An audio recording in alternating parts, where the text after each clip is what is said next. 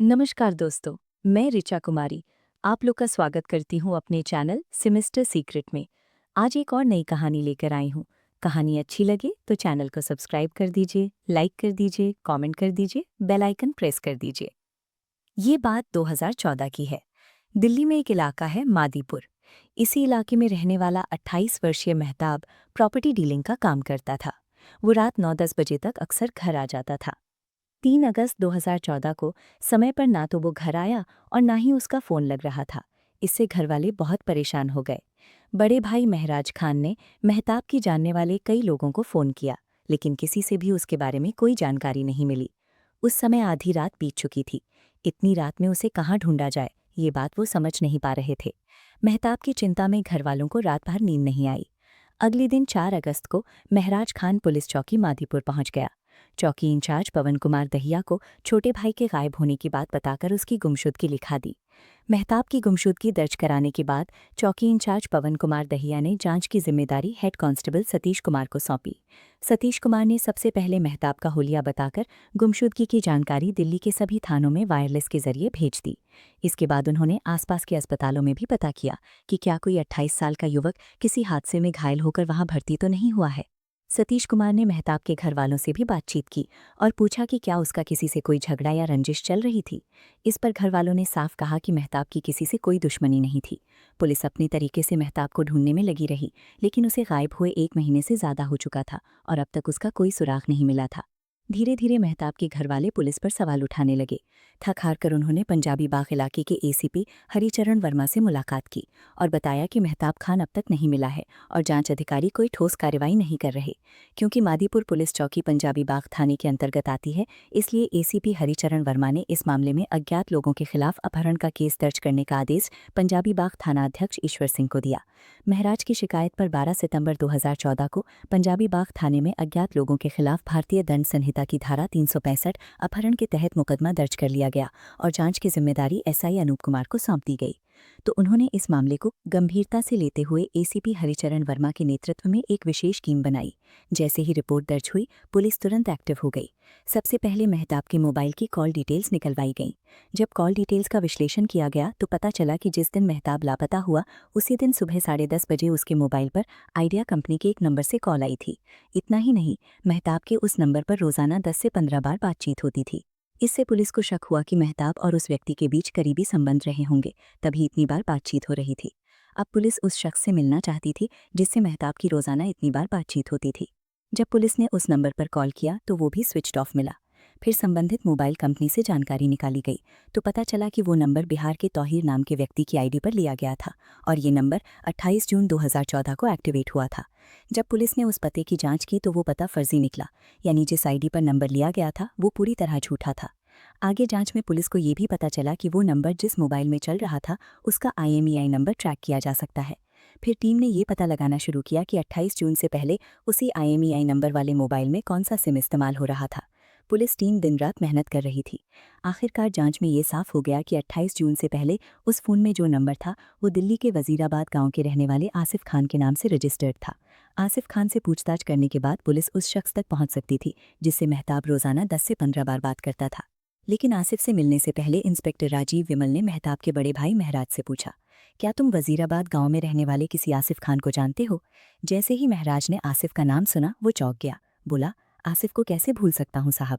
फिर उसने आसिफ से जुड़ी पूरी कहानी इंस्पेक्टर राजीव विमल को बता दी। महराज ने बताया कि आसिफ मेहताब का दूर का चचेरा भाई है।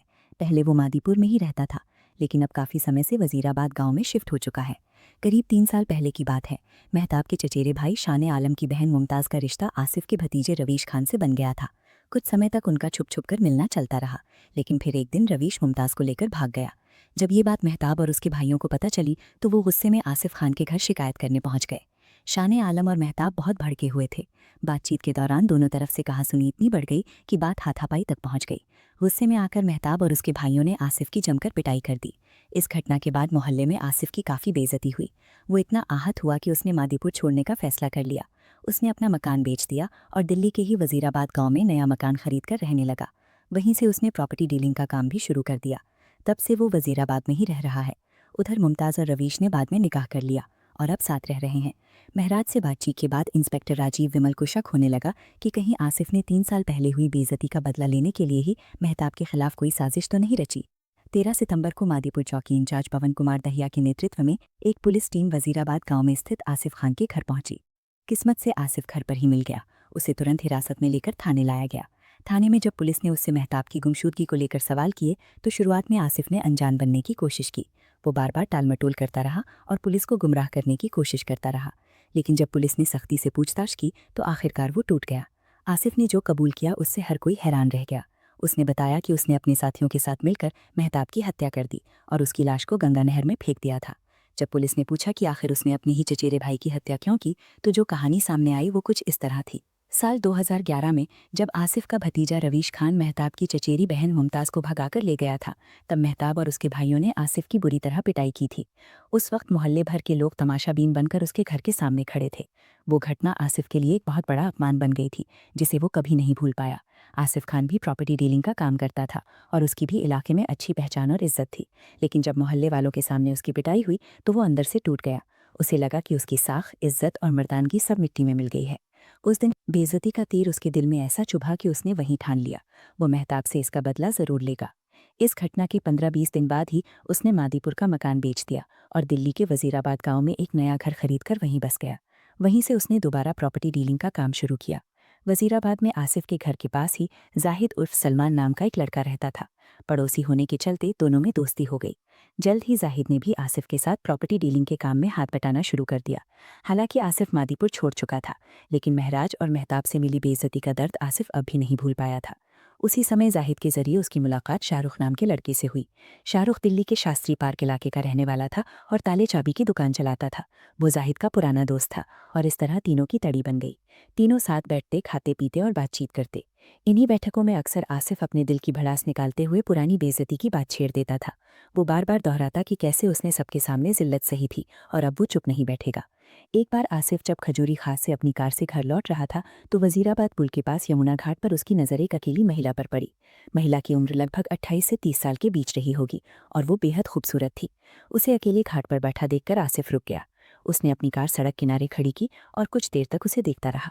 आसिफ को हैरानी हुई कि एक महिला इस सुनसान जगह पर अकेली क्यों बैठी है। कुछ समय बाद वो खुद उसके पास पहुंचा। महिला चुपचाप पानी की ओर देखती रही और कोई प्रतिक्रिया नहीं दी। उसकी हालत और भाव देखकर आसिफ को अंदाजा हो गया कि वो आत्महत्या करने के इरादे से घाट पर आई है। आसिफ ने उससे बात की, उसकी हालत समझी और उसे खुदकुशी से रोकने की कोशिश की। उसने उसे समझाया कि जिंदगी की समस्याओं से भागने की बजाय उनका हल ढूंढना चाहिए। उसने ये भी कहा कि अगर महिला अपनी परेशानी बताए तो शायद वो उसकी मदद कर सके। इस मुलाकात के बाद आसिफ ने उसे यमुना घाट से अपने साथ ले जाने का फैसला किया। आसिफ के पूछने पर उस महिला ने अपना नाम परवीन जहां बताया। उसने कहा कि करीब 3 साल पहले उसके पति की मौत हो गई थी। उसके 2 बच्चे हैं, एक बेटा और एक बेटी, जिन्हें वो भजनपुरा में अपनी एक जानकार के पास छोड़ आई है। पति के जाने के बाद उसने जैसे तैसे काम करके अपना और बच्चों का गुजारा किया, लेकिन अब हालात ऐसे हो गए थे कि घर में खाने तक की दिक्कत हो गई थी। आसिफ ने उसे समझाया और कार में बिठाकर अपने घर ले आया। घर पहुंचते ही जब उसकी पत्नी ने एक अजनबी महिला को साथ देखा तो वो हैरान रह गई। आसिफ ने अपनी पत्नी को पूरी बात साफ साफ बता दी। सबसे पहले आसिफ ने परवीन को खाना खिलाया, फिर उसे भजनपुरा छोड़ाया। जाते वक्त उसने परवीन को थोड़े खर्चे के लिए 1000 रुपये भी दे दिए। परवीन उस दिन खुद अपनी जान लेने निकली थी, लेकिन एक अनजान शख्स ने उसे बचा लिया और दोबारा जीने की वजह दी। आसिफ की इस मदद के लिए परवीन दिल से शुक्रगुजार थी। आसिफ के मन में परवीन के लिए हमदर्दी तो थी ही, लेकिन धीरे धीरे उसे वो पसंद भी आने लगी थी। इसी वजह से वो उसके करीब जाने की कोशिश करने लगा। आसिफ को अब परवीन के रहने की जगह का पता चल चुका था, इसलिए वो समय निकालकर उससे मिलने जाने लगा। उधर परवीन भी अकेली थी। उसे आसिफ का साथ अच्छा लगने लगा। धीरे धीरे दोनों के बीच नज़दीकियां बढ़ती गईं। आसिफ परवीन की मदद करता रहा, चाहे वो खर्चे हों या ज़रूरत की चीज़ें।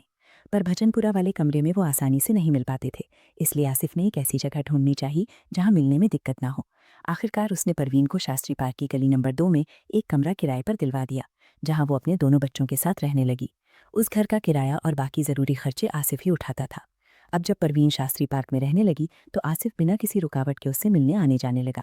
आसिफ खान को मादीपुर छोड़े अब 3 साल हो चुके थे, लेकिन मेहताब और उसके भाइयों से मिली मार उसकी यादों से गई नहीं थी। जब भी वो उस दिन को याद करता, दिल फिर से अपमान से भर जाता। अब वो यही सोचने लगा कि ऐसा क्या किया जाए जिससे मेहताब खुद उसकी तय की गई जगह पर आ जाए ताकि वो उसका हिसाब किताब कर सके। इस काम के लिए उसे परवीन जहां सबसे सही इंसान लगी। उसे भरोसा था कि परवीन उसकी मदद ज़रूर करेगी। जुलाई महीने में उसने अपने मन की बात परवीन को बताई और परवीन ने भी साफ कहा कि वो पूरी मदद करेगी। फिर आसिफ ने एक प्लान तैयार किया। उसने बिहार के एक तौहीर नाम के शख्स के नाम से बने फर्जी वोटर आईडी पर आइडिया कंपनी का सिम कार्ड लिया और वो सिम अपने फ़ोन में डालकर परवीन को दे दिया। इसके बाद उसने मेहताब का मोबाइल नंबर परवीन को दिया और कहा कि किसी भी तरह से उसे बातों में उलझाकर अपने करीब लाए। इस काम के लिए आसिफ ने परवीन को 5,000 रुपये भी दिए। परवीन के लिए ये काम बिल्कुल भी मुश्किल नहीं था। अगले ही दिन दोपहर में उसने मेहताब को मिस कॉल मारी। उस वक्त मेहताब फ्री था तो उसने कॉल बैक कर लिया। बात शुरू हुई और धीरे धीरे परवीन की मीठी बातें मेहताब को पसंद आने लगी। अगली रात परवीन ने फिर फ़ोन किया। अब दोनों का एक दूसरे से परिचय हो चुका था, इसलिए इधर उधर की बातें करते हुए परवीन ने बातचीत को आगे बढ़ाया।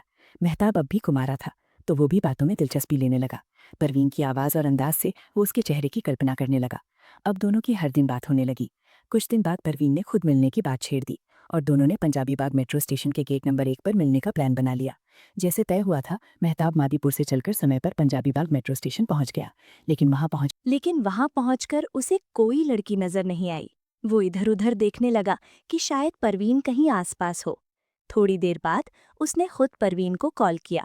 परवीन ने कहा, मैं रास्ते में हूँ, बस 5 मिनट में पहुंच रही हूँ। मेहताब वहीं खड़ा बेसब्री से परवीन का इंतजार करने लगा। मेहताब मन ही मन यही सोच रहा था कि परवीन देखने में कैसी होगी। तभी उसने देखा कि मेट्रो स्टेशन से एक महिला आ रही है, जो गेट नंबर 1 की सीढ़ियों के पास आकर रुक गई। उसने जामुनी रंग का कढ़ाई वाला सूट पहना था और दिखने में काफी खूबसूरत लग रही थी। मेहताब सोच में पड़ गया, क्या यही परवीन है या कोई और? संदेह दूर करने के लिए उसने फौरन अपने मोबाइल से परवीन का नंबर डायल किया। कॉल लगते ही उस महिला ने अपने पर्स से फोन निकाला और बात करने लगी। अब मेहताब का चेहरा खिल गया। जिस परवीन की उसने सिर्फ आवाज सुनी थी और जिसकी तस्वीर अपने मन में बनाई थी, हकीकत में वो उससे भी ज्यादा खूबसूरत निकली। दोनों एक दूसरे को देखकर मुस्कुराए। थोड़ी देर बातचीत करने के बाद मेहताब उसे पंजाबी बाग के एक रेस्टोरेंट में ले गया। वहां उसने परवीन का पूरा ध्यान रखा। खाना पीना, बातें और खूब हंसी मजाक। पहली ही मुलाकात में दोनों काफी घुल मिल गए। फिर परवीन मेट्रो से अपने घर लौट गई। घर पहुंचकर परवीन ने सारी बात आसिफ को बता दी और उसे भरोसा हो गया कि आगे का काम अब आसानी से हो जाएगा। परवीन जहां से मुलाकात के बाद मेहताब का मन अब पहले से कहीं ज्यादा बेचैन रहने लगा था। उसे अब जब भी थोड़ा समय मिलता वो परवीन को फोन करता और दोनों के बीच लंबी बातें होती। दिन में कई बार बातचीत का ये सिलसिला अब उनकी आदत बन चुका था। धीरे धीरे उनके बीच नज़दीकियां बढ़ती गईं। अब वे एकांत में भी मिलने लगे, जिससे दोनों के बीच की दूरियां मिटने लगीं। उनकी मुलाकातें अब शारीरिक स्तर तक पहुंच गई थीं और ये सिलसिला जारी रहा। परवीन ने अपने हुस्न और बातों से मेहताब को पूरी तरह अपने वश में कर लिया था। मेहताब को जरा भी अंदाजा नहीं था कि परवीन की असली मंशा क्या है। वो उसे एक सच्ची प्रेमिका मान बैठा था। जुलाई 2014 के आखिरी हफ्ते में परवीन को ये भरोसा हो गया कि मेहताब अब पूरी तरह उसके जाल में फंस चुका है। अब बारी थी योजना को अंजाम देने की। आसिफ खान ने बदले की अपनी योजना को अंतिम रूप देना शुरू कर दिया था। इस काम में उसने अपने 2 और खास लोगों, जाहिद उर्फ सलमान और शाहरुख को भी शामिल कर लिया। सभी ने मिलकर अगला कदम सोच समझकर तय करना शुरू कर दिया।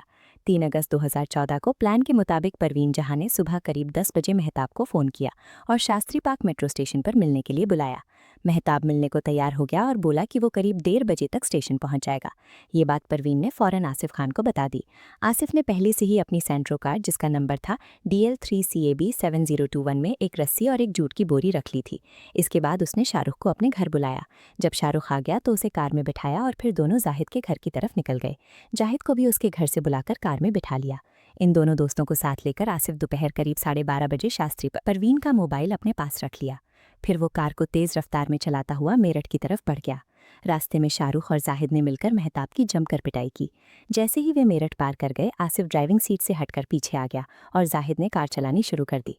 अब तक आसिफ के मन में बदले की आग पूरी तरह भड़क चुकी थी। उसने भी अपने हाथों से मेहताब को पीटना शुरू कर दिया। मार इतनी ज्यादा थी कि मेहताब के शरीर पर कई गहरी चोटें आ गईं। उसे जबरदस्त दर्द हो रहा था और जब वो दर्द सह नहीं पाया तो जोर जोर से चिल्लाने लगा। तभी आसिफ ने कार में रखी रस्सी का टुकड़ा उठाया और उसी से मेहताब का गला घोट दिया। जब मेहताब की मौत हो गई तो तीनों ने मिलकर उसकी लाश को कार में पहले से रखी जूट की बोरी में डाला और उसी रस्सी से बोरी का मुंह बांध दिया। इसके बाद वे लोग खतौली के पास गंगहर के किनारे पहुंचे। वहीं उन्होंने लाश से भरी बोरी को पानी में फेंक दिया और मेहताब के साथ साथ परवीन का मोबाइल फ़ोन भी नहर में फेंक दिया। सब कुछ ठिकाने लगाने के बाद तीनों अपने अपने घर लौट आए। आसिफ की गिरफ्तारी के बाद पुलिस ने 13 सितंबर 2014 को ही उसके साथियों जाहिद उर्फ सलमान, शाहरुख और परवीन जहां को भी गिरफ्तार कर लिया। चारों अभियुक्तों से पूछताछ के बाद पुलिस ने 14 सितंबर को उन्हें 30 हजारी न्यायालय में पेश किया और 3 दिनों का पुलिस रिमांड हासिल किया। रिमांड के दौरान पुलिस उन्हें खतौली ले गई और गोताखोरों की मदद से गंगहर में मेहताब की लाश तलाशने लगी। कई किलोमीटर तक तलाशी अभियान चला लेकिन शव का कोई सुराग नहीं मिला। 16 सितंबर को सभी आरोपियों को फिर से अदालत में पेश किया गया। अदालत ने आसिफ को 1 दिन की और पुलिस रिमांड पर भेजा, जबकि बाकियों को न्यायिक हिरासत में भेज दिया गया। इसके बाद पुलिस ने आसिफ से विस्तार से पूछताछ की और उसकी निशानदेही पर वो सैंट्रो कार भी बरामद कर ली, जिसका इस्तेमाल वारदात में किया गया था। पूरी जानकारी लेने के बाद आसिफ को भी अदालत में पेश कर जेल भेज दिया गया। आसिफ ने अपने पुराने अपमान का बदला लेने के लिए एक जघन्य अपराध कर डाला। नतीजा ये हुआ कि खुद की जिंदगी भी तबाह कर ली और एक मासूम की जान भी ले ली। बदले की भावना इंसान को अंधा बना देती है और उसका अंजाम हमेशा विनाशकारी होता है। मेहताब को ये समझ नहीं आया कि जिस औरत से वो प्यार समझ बैठा वो किसी और के इशारों पर चल रही थी। अनजान लोगों से अचानक बने रिश्तों में अंधा विश्वास करना खतरनाक साबित हो सकता है। अपराधी अब तकनीक का इस्तेमाल करके जाल बुनते हैं। अनजान नंबरों, अनजानी पहचान वालों से बात करने से पहले सावधानी जरूरी है। परवीन ने प्यार का झूठा नाटक कर मेहताब को पूरी तरह अपने जाल में फंसा लिया। हमें चाहिए कि किसी से जुड़ने से पहले पूरी समझदारी से काम ले। भले ही मेहताब की लाश नहीं मिली, लेकिन पुलिस ने टेक्नोलॉजी, बयान और गवाहियों के आधार पर केस को मजबूत किया और अपराधियों को सलाखों के पीछे भेजा। जब परिवार के लोग आपस में खुलकर बात नहीं करते, छोटी छोटी गलतफहमियां बड़ा रूप ले लेती हैं। समय रहते बातचीत करने से कई अपराध रुक सकते हैं। कोई भी अपराध चाहे कितनी भी मजबूरी में किया जाए, उसका अंजाम हमेशा बुरा ही निकलता है, कानूनी और सामाजिक दोनों स्तर पर। हिंसा, झगड़ा या प्रतिशोध किसी समस्या का समाधान नहीं है। कानूनी वास्ता और शांतिपूर्ण बातचीत ही सही तरीका है। यह है कि लोग इन घटनाओं से सीखें और गलत रास्तों पर चलने से बचें। ये कहानी एक अहम चेतावनी है जो हमें बताती है कि जीवन में सही फैसले लेना कितना जरूरी है। हमें मिलकर एक बेहतर समाज बनाने की कोशिश करनी चाहिए, जहां प्यार और ईमानदारी की अहमियत हो। ऐसी सच्ची घटनाओं और उनसे मिले संदेशों के साथ मैं फिर लौट कर आऊंगी। तब तक के लिए सुरक्षित रहें, सतर्क रहें और याद रखें कि हर कदम सोच समझ कर उठाएं।